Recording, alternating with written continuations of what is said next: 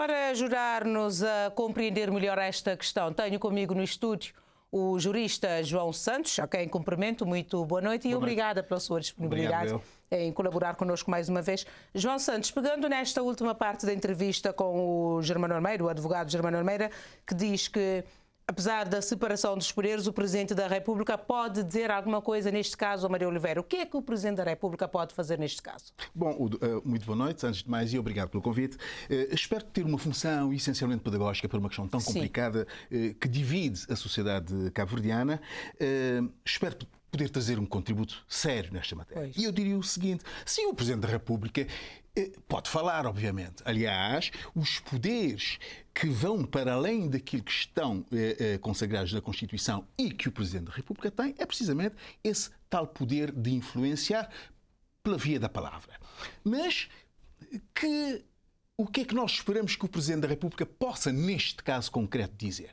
É aquilo que qualquer cidadão sério pode esperar deste processo, que se ponha um stop a duas coisas: à mediaticidade adversarial do sistema político cabo-verdiano e à mediaticidade também adversa do sistema judicial. Então, o Presidente da República dirá seguramente que ele espera que, neste caso do Dr. Amadeu, assim como noutros casos, mas neste caso em concreto, se faça justiça. O que não é grande coisa, neste caso em concreto, em termos de desfecho do caso em si.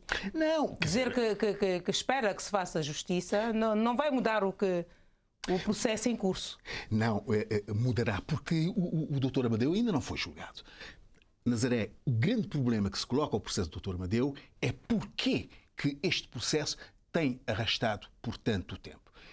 Quem é responsável por isso? O principal responsável por essa situação, temos que poder afirmá-lo claramente, é o Dr. Amadeu, que tem feito o quê? Tem feito o exercício permanente de recursos. Num único processo, tem informação, de fonte segura, de que ele terá interposto mais de 18 recursos. Ora, é aí que, já antes, o Tribunal, entendo eu, devia ter tomado uma posição em relação a isso. Eu costumo dar dois exemplos simples. Apesar de decorrente da lei não termos um instrumento jurídico, um instituto jurídico que previne essa situação, mas podemos inspirar no nosso Código Civil para transpor para o processo penal. O que é que eu quero dizer? O nosso sistema jurídico não consagra aquilo que os anglo-saxónicos chamam de abuso do processo. Abuse of process. O Dr. Amadeu recorre constantemente de toda e qualquer decisão. O Tribunal tinha que sustar esse procedimento, essa responsabilidade que o Dr. Amadeu assumiu nas suas mãos, de nunca mais deixar chegar o processo a uma fase final, isto é, ao julgamento e à proferição de uma sentença. Mas este é o cidadão Amadeu. Enquanto deputado, o Parlamento andou bem ao pedir esta suspeição, só agora, depois de 1 ano e tal preso? O Parlamento andou bem, independentemente das críticas que podemos fazer ao Parlamento e seguramente que tem aspectos criticáveis, mas para já, o Parlamento estava confrontado com uma situação absolutamente inédita. Eles não tinham nenhum precedente em que inspirar para... É a primeira vez que isto acontece em Cabo Verde. É a primeira vez que isto está a acontecer nesses termos. De maneira que nós temos o direito, enquanto ordem jurídica, enquanto sistema jurídico, não é um constituído, não é um constituto, é um constituendo. Está em permanente constituição. Porquê? Porque a vida, as dificuldades da vida são sempre maiores do que as soluções institucionais que nós encontramos. De maneira que é absolutamente normal que, ao longo da nossa vida política, privada, familiar, nós encontremos problemas que nunca tínhamos pensado. Mas quando se abre um precedente, neste caso, por exemplo, se o pedido de suspensão deveria ter sido feito antes e faz-se agora 1 ano e tal depois da detenção do Maria Oliveira, nós estaremos a perigar o nosso sistema também? Não, pelo amor de Deus. Porque aqui o exemplo, o porquê do excesso da morosidade deste processo. O Dr. Amadeu tem feito um recurso excessivo aos recursos. Um exemplo que nós podemos transpor para o processo penal, que é o do abuso do processo. Nazaré pode ter todo o dinheiro deste mundo, dinheiro que nunca mais acaba, mas gosta de pesca. Não pode transformar, fazer de isco para pescar à linha notas de 1000 escudos. Não pode. Porquê? Não, tem um BMW M8, que é o último grito. Não pode comprar um BMW e depois transformá-lo numa capoeira de galinha. Porquê? Porque está a abusar do seu direito de propriedade. Tem direito de propriedade. O Amadeu pode fazer recurso, mas não pode fazer o recurso indefinidamente, no sentido de travar, de impedir que o processo chegue ao fim. Neste caso, havia um nítido abuso do processo. Então, o Tribunal há muito devia ter sustado esse processo. Pois é, esse timing que se questiona agora. Se o doutor Amadeu ainda considera, ele e a sua equipa, e a equipa que o apoia, considera que ele tem razão nas coisas que vem invocando, é claro que ele pode defendê-los no tribunal. O que não se pode continuar é preciso pôr um stop, porque está-se a transformar numa vergonha. O que não pode continuar é que se este processo do Amadeu conduza a duas coisas. A que se rotule o nosso sistema, o sistema judicial de persecutório, eu não acredito, mas se é em relação ao Dr. Amadeu, o Dr. Amadeu tem a oportunidade de provar isso. E também não se pode mediatizar este processo no sentido de também se criar na opinião pública uma opinião, não é verdade, contra o nosso sistema judicial. É o que acabou acontecendo neste caso. É o que acabou acontecendo, na verdade. De maneira que, repito, uma pessoa, mesmo tendo um direito de propriedade que tem como conteúdo usar o bem, fruir o bem, dispor ou abusar do bem, desde que viole o fim económico e social, é o que diz o artigo 334 do nosso Código de Processo Civil, não é? Então está-se ali a fazer um uso abusivo de um direito. Neste caso, considero que o Dr. Amadeu está a fazer um uso abusivo do processo. Agora, o facto de os deputados terem solicitado o parecer do Tribunal Constitucional para fazer a averiguação do caso antes da decisão dos parlamentares, por que é que não se poderia esperar, pelo menos, a decisão o parecer do Tribunal Constitucional? Não é vinculativo, não iria implicar nada? Aí é que está. Há aqui duas coisas importantes. Bom, se quer esperar que de todos os recursos que o Dr. Amadeu interpõe, e as pessoas interpõem, neste caso, em relação ao processo Amadeu, se esperar por uma solução, não se pode dizer simultaneamente que este processo está a demorar muito tempo, porque se está a demorar muito tempo é porque, de facto, existem mecanismos que se têm introduzido para impedir que o processo chegue ao fim. Bom, poder-se-ia esperar, mas o Tribunal não está obrigado a esperar que o Tribunal Constitucional decida neste sentido, porque não há uma hierarquia entre o Supremo Tribunal de Justiça e o Tribunal Constitucional. O Tribunal Constitucional é um tribunal especial. São autónomos. São autónomos e o Tribunal Constitucional, digamos, aprecia a da legalidade ou da constitucionalidade das normas. Isto quer dizer que mesmo que o Tribunal Constitucional venha a pronunciar-se agora sobre este caso, por exemplo, que deu um parecer favorável, não vai interferir na decisão do... Não interfere. E mesmo que, se eventualmente o Tribunal Constitucional ou o próprio Tribunal que vai julgar o Dr. Amadeu, se o Dr. Amadeu for capaz de convencer o juiz, não é, de que ele tem razão, apresentando provas, obviamente, provas materiais que o conduzem a uma decisão, não é, favorável ao Dr. Amadeu, é óbvio que o Dr. Amadeu tem direito a interpor uma ação contra o Estado, não é, requerendo uma pesada indemnização por ter estado todo esse tempo preso preventivamente. Na verdade, preso preventivamente, ilegalmente, se vier a considerar isso. Este seria um mecanismo. Mas não impede que ele seja julgado nos processos, porque ele vem acusado de ter cometido isto, aquilo ou aquele outro.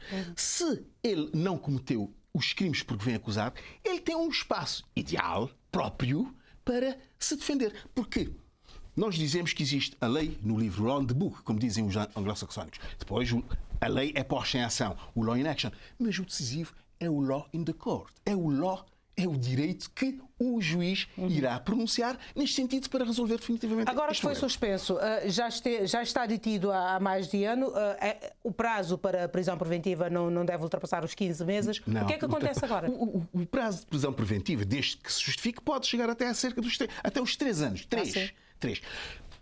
Neste caso, o que é que pode acontecer? É evidente que as pessoas perguntam: será que agora o Tribunal vai manter o Dr. Amadeu em prisão preventiva? O Tribunal é que sabe. O Tribunal é que vai apreciar todos os pressupostos que conduziram até agora a que ele estivesse preso preventivamente, dizer se de facto esses pressupostos se mantêm. Ao que parece, têm mantido. E eu devo dizer uma coisa muito séria. As pessoas muitas vezes dizem, ouvimos de muita gente credível na nossa terra, até do próprio doutor Germano Almeida, que acabamos de ouvir. A prisão preventiva é manifestamente excessiva. Podia-se encontrar um outro meio de coação pessoal para enquanto o processo decorre. Eu tenho por mim que a prisão preventiva, com perigo de fuga, dizem, ele esteve fora, tanto é que ele regressou. Se ele quisesse ficaria por lá. Ficaria por lá. Este argumento não é sólido. Não é sólido nem é sério. A prisão preventiva, para evitar o perigo de fuga, é excessivo se é aplicado a quem não tem onde cair de costas. Um desempregado, ninguém viaja sem dinheiro. Ninguém consegue umas passagens se não tem dinheiro para tal. Então, aí sim, se você aplica a prisão preventiva a uma pessoa que não tem onde cair morto, é manifestamente excessivo, porque de facto a prisão preventiva é um mecanismo que nós dizemos de última ratio. Agora, o próprio Amadeu pediu diversas vezes no decorrer deste processo, deste imbróglio todo, que fosse constituído arguido para provar em tribunal o que estava a dizer. E agora, com esta tentativa de protelar o desfecho do caso, acha que ele está a temer alguma coisa? Eu não tenho dúvidas em relação a esse aspecto. Eu não tenho dúvidas em relação a esse aspecto. Aliás, eu pessoalmente já discuti essa questão com o Dr. Amadeu no meu apartamento, com o seu colega Orlando Rodrigues. Eu sempre disse ao Dr. Amadeu, as coisas que você defende não têm muito sentido, não têm muito cabimento. Mas se consegue de facto prová-los, tem que deixar essa questão chegar ao julgamento. Ora, este recurso permanente, mecanismo dilatório para evitar que o processo chegue ao julgamento, só pode significar uma coisa. O Dr. Amadeu não quer ser julgado. Conseguiu uma coisa, conseguiu com sucesso, que de facto este processo tenha sido julgado, digamos, na praça pública. E isso é mau. Isso é muito mau porque, como se costuma dizer, da decisão da sociedade não há instância de julgamento. A sociedade decide definitivamente. E, nesse aspecto ele terá conseguido os seus intentos. Mas eu considero que é o momento oportuno para o Dr. Amadeu provar a sua inocência e dizer, de facto, eu tenho sido perseguido e isto viola... Uma última pergunta, João. Agora, com a suspensão do mandato de Amadeu Oliveira enquanto deputado, como é que fica a posição da UCID no Parlamento? Não tem como substituir o lugar vago do quarto deputado? Veja. Perde um deputado mesmo? Ele não perde um deputado, entrará, digamos, na lista ou, digamos, comporá o número de deputados eleitos pelo CID quem estiver na linha sequencial de substituição. Caso queira fazê-lo também. Caso queira fazê-lo, obviamente. Não, mas repare, o problema, esta questão sobre o ponto de vista político do Dr. Amadeu tem de ser entendido. O caso do Dr. Amadeu deu votos, particularmente num momento de campanha eleitoral, onde ele apresentou-se como candidato pela lista de um partido. É óbvio que o Dr. Amadeu, em relação àquilo que ele vinha dizendo, não é verdade, confrontando diretamente o tribunal, os tribunais, o sistema judiciário, com a mediaticidade que aquilo ganhou e com o apoio de pessoas importantes. Veja, não é por acaso, quer dizer, muita gente usa o shampoo Linique porque o Cristiano Ronaldo diz que o usa. Quando o Germano Almeida, é uma questão da associação do marketing político, quando o Dr. Germano Almeida aparece ao lado do Dr.